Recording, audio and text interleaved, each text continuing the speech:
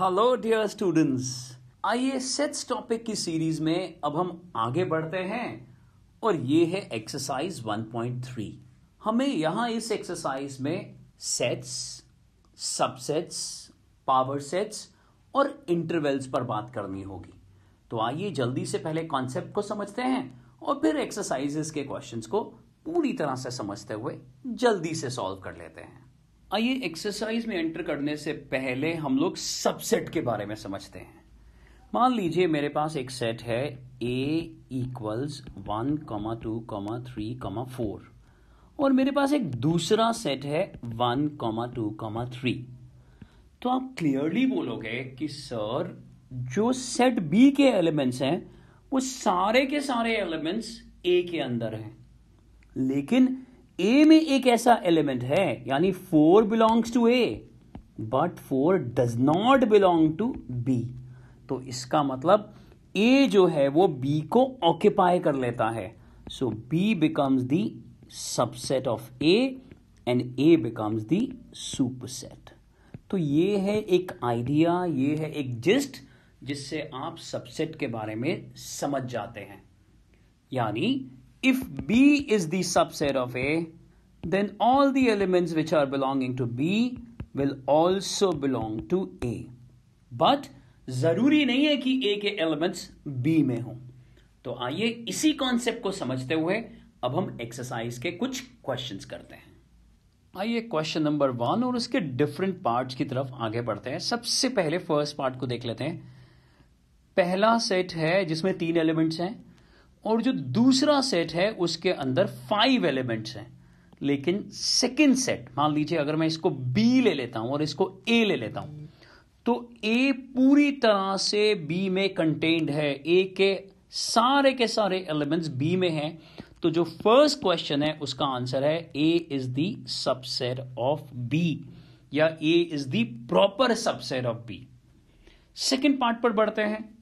यहां है ABC। पहले पार्ट में अगर मैं इसको A ले लेता हूं और दूसरे पार्ट में है BCD, तो ना तो A के सारे एलिमेंट्स B में हैं, ना B के सारे एलिमेंट्स A में हैं।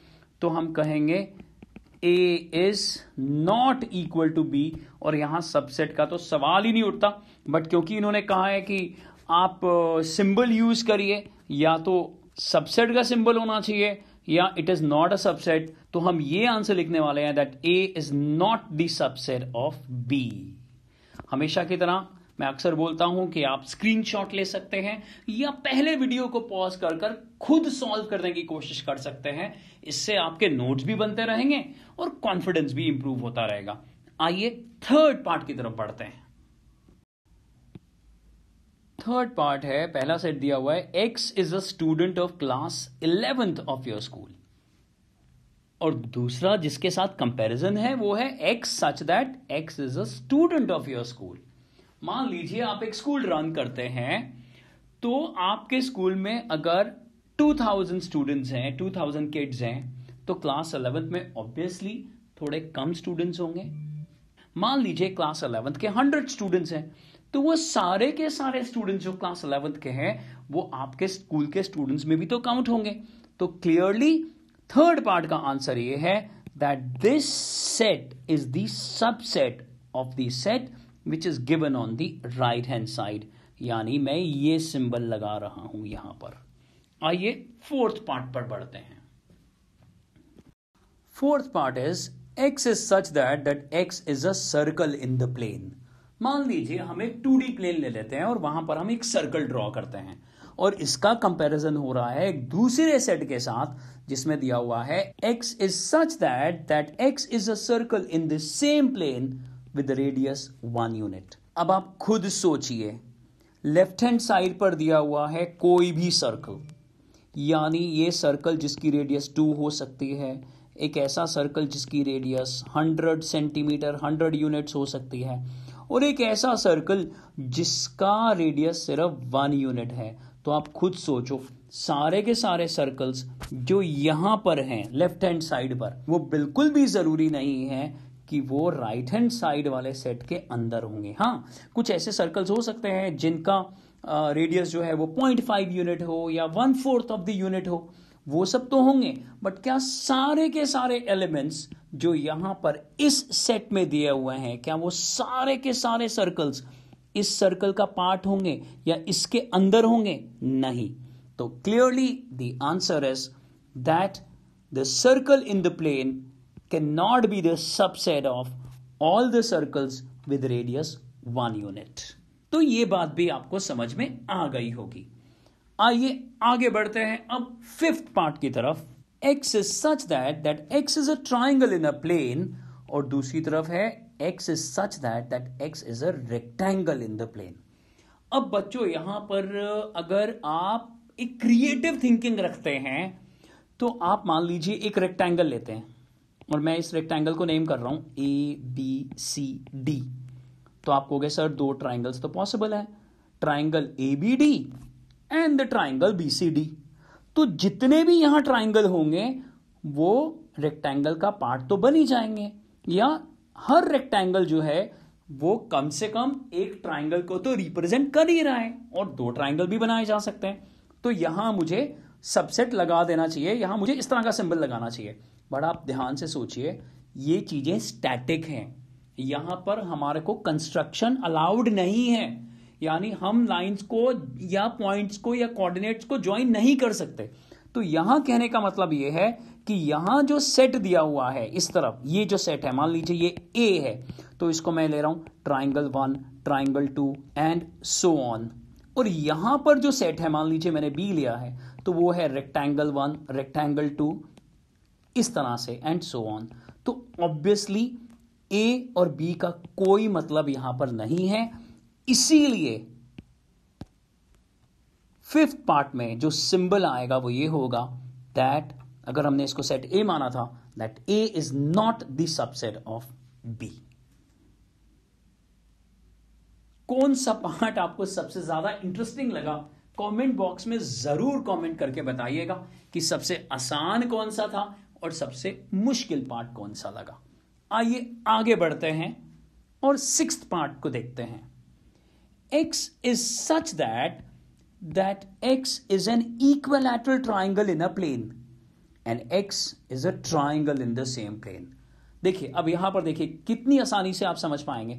जब ये यहां बोला जा रहा है x is a triangle in the same plane, मतलब हर तरह के ट्राइंगल, यानी isosceles triangles, oblique triangles, equilateral triangles, right angle triangles, right angled isosceles triangle, equilateral triangles. तो ऑब्वियसली इस पार्ट का, यानी अगर मैं इसको सेट B मानता हूं, तो सेट B का एक छोटा पार्ट क्या होगा, that it will definitely contain, यानी सेट B में बहुत छोटी सी बात होगी कि सारे इक्विलैटरल ट्राइंगल्स को तो वो कंटेन करेगा ही करेगा। और अगर मैं इसको सेट A मानता हूं, तो definitely the set given on the left hand side is the subset of the set given on the right hand side. आइए आखिरी पार्ट की तरफ बढ़ते हैं, और यहां हमारे को नंबर्स का कंपैरिजन देखने को मिल रहा है। लेफ्ट हैंड साइड पर दिया हुआ है x is an even natural number, तो क्यों ना हम इसे जल्दी से रोस्टर फॉर्म में लिख लें। Even natural number 2, 4, 6, 8 and so on. जबकि यहां पर इंटीजर्स की बात हो रही है, और आपको मालूम है इंटीजर्स तो नेगेटिव इंटीजर्स भी होते हैं, जीरो इंटीजर भी होता है और पॉजिटिव इंटीजर्स भी होते हैं। तो clearly A is the subset of B, यानी A के सारे एलिमेंट्स B में तो होंगे ही। तो आंसर है, आप खुद भी लिख सकते हो, that the set on the left hand side is the subset of the set on the right hand side. तो इसी के साथ हमने क्वेश्चन नंबर 1 खत्म कर दिया है। आइए अब क्वेश्चन नंबर 2 की तरफ बढ़ते हैं, जहां पर हमारे को ट्रू और फॉल्स में आंसर करना है। अब इस क्वेश्चन नंबर 2 को देखते हैं। इसमें भी यही है, ऑलरेडी सिंबल बना के दे दिया, हमें बताना है कि ट्रू है कि फॉल्स। ध्यान से देखिए, फर्स्ट पार्ट में यहां पर लेफ्ट हैंड साइड पर सेट दिया हुआ है A, B, 2 एलिमेंट्स हैं, जबकि दूसरी जगह पर यानी दूसरी साइड पर BCA है। तो लेफ्ट हैंड साइड के सारे एलिमेंट्स जो इस सेट में हैं वो राइट हैंड साइड पर कंटेन्ड हैं। ध्यान से देखिए AB और यहां पर है A, B एंड C। तो इसका मतलब यहां दिया हुआ है that this is not a subset, जबकि गलत बात है, ये सबसेट है, तो आंसर होना चाहिए यहां पर फॉल्स। आगे बढ़ते हैं। ए कॉमा ई दिया है लेफ्ट हैंड साइड पर, और यहां दिया हुआ है x is such that x is a vowel in the English alphabet. तो हमें मालूम है ए और ई दोनों ही वॉवल्स होते हैं, तो इसका मतलब जैसा कि दिया हुआ है that left hand side is the subset of the set on the right hand side, ये बिल्कुल ठीक बात है, यानी ये ट्रू है। अब आते हैं थर्ड पार्ट की तरफ। देखिए, आप देख रहे हैं कि क्वेश्चन नंबर 1 को हमने कॉन्सेप्ट बाय कॉन्सेप्ट समझा था, और इसी वजह से क्वेश्चन नंबर 2 कितनी जल्दी हो रहा है। अब थर्ड पार्ट को अगर हम देखते हैं तो लेफ्ट हैंड साइड पर जो एलिमेंट्स हैं वो राइट हैंड साइड वाले सेट से मैच ही नहीं कर रहे हैं, इसीलिए लेफ्ट हैंड साइड वाला जो सेट है वो राइट हैंड साइड वाले सेट का सबसेट नहीं हो सकता है। इसका मतलब ये जो आंसर दिया हुआ है, यानी सबसेट का साइन लगाया हुआ है, ये गलत है और आंसर होना चाहिए फॉल्स। सिमिलरली फोर्थ पार्ट को देखें तो बिल्कुल ठीक है। Set containing small a is definitely the subset of the set which is on the right hand side and containing 3 elements a, b, c। तो ये तो ट्रू है, जबकि फिफ्थ पार्ट जो है वो ट्रू नहीं है। अगर ये सेट इसका सबसेट है तो ये एज इट इज इसका एलिमेंट नहीं है। हां, अगर ए लिखा होता तो A is the element of A comma B comma C. तो ये दोनों बातें यहां पर इस सेट के लिए ट्रू नहीं हो रही। ये बात ट्रू है और ये बात तो फॉल्स है, यानी हमारे को यहां पर लास्ट पार्ट में फॉल्स लिखना होगा।